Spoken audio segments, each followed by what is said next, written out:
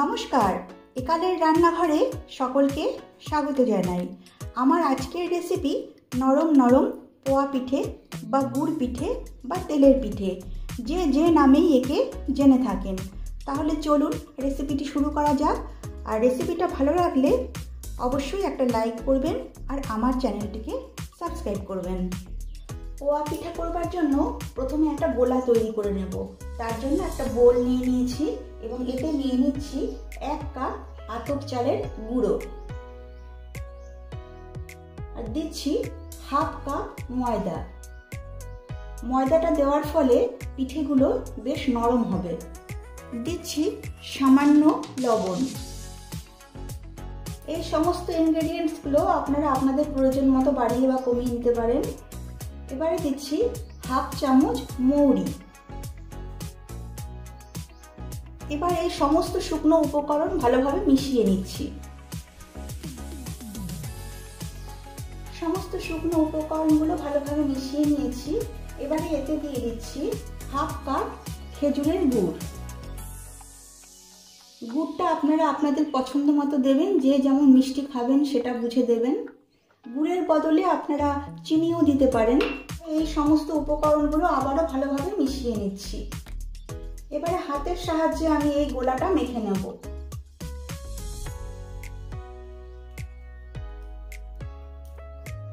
এবারে দিচ্ছি উষ্ণ তরল দুধ। এই দুধটা অল্প অল্প করে দিয়ে আমি এই গোলাটা তৈরি করব।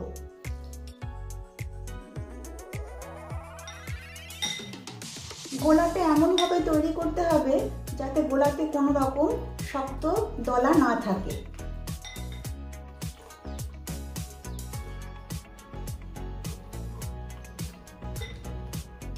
গোলা তৈরি হয়ে গেছে আর গোলার ঘনত্বটা আপনাদের দেখিয়ে দিচ্ছি। দেখুন, খুব বেশি পাতলা করিনি আবার খুব বেশি গাঢ়ও করিনি। এইরকম ঘনত্বের গোলাটা তৈরি করতে হবে। দেখুন, গোলা তৈরি হয়ে গেছে। আমি 1 কাপ দুধ নিয়েছিলাম। 1 কাপ দুধের পুরোটা আমার লাগেনি, এতটুকু বেঁচে গেছে। গোলাটা পারফেক্ট হয়েছে কিনা তা বোঝার জন্য একটা উপায় আমি বলে দিচ্ছি। একটা আঙুল গোলাতে ডুবিয়ে তুলে নেবেন।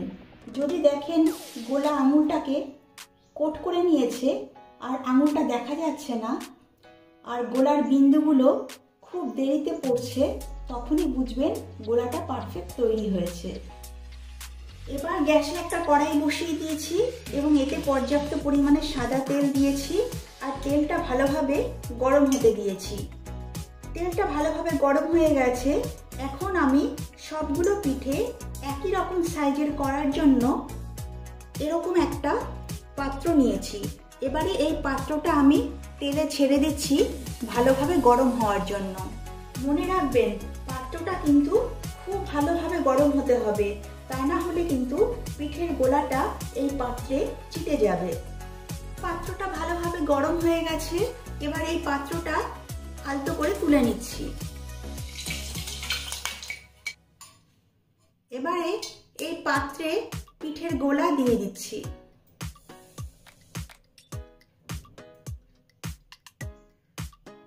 ছাঁকনিটা এরকম একটু কাট করে তারপর পাত্রটা নিয়ে তাতে গোলা নিয়ে নেবেন।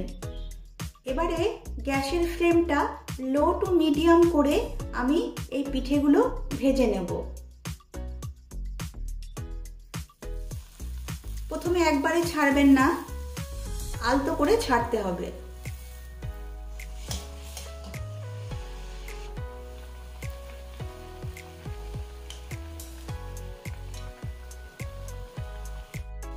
দেখুন, পিঠেটা কিন্তু নিজে নিজেই পাত্রটা থেকে বেরিয়ে এসছে। এবারে অল্প অল্প করে গরম তেল এর ওপরে ছড়িয়ে দিতে হবে, তারপরে উল্টে দিতে হবে। গ্যাসের ফ্লেমটা কিন্তু এই সময় অবশ্যই লো টু মিডিয়াম করে রাখবেন। হাই ফ্লেমে ভাজতে যাবেন না। হাই ফ্লেমে ভাজলে ভেতরটা কাঁচা থেকে যাবে, ওপরটা লাল হয়ে যাবে। দেখুন, পিঠেটা হয়ে গেছে, আমি তুলে নিচ্ছি। আবারও আমি পাত্রটা তুলে নিচ্ছি। গোলা দিয়ে দিচ্ছি। তারপরে আলতো করে ছেড়ে দিচ্ছি।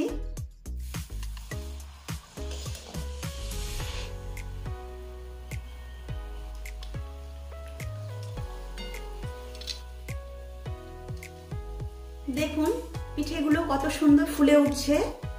এইভাবে গরম তেল ওপরে একটু ছড়িয়ে দিতে হবে।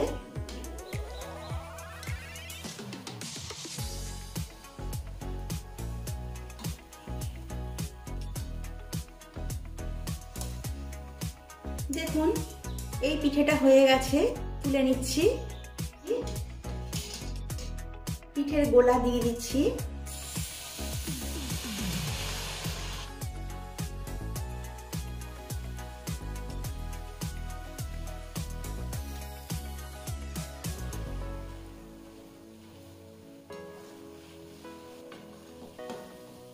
এইভাবে সবগুলো পোয়া পিঠে ভেজে তারপর আমি আবার আপনাদের দেখাচ্ছি।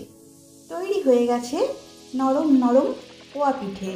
আপনারা এইভাবে বাড়িতে পোয়া পিঠে তৈরি করুন, আশা করি সকলেরই ভালো লাগবে। ভালো লাগলে লাইক, শেয়ার ও কমেন্ট করবেন আর আমার চ্যানেলটিকে সাবস্ক্রাইব করবেন। নমস্কার।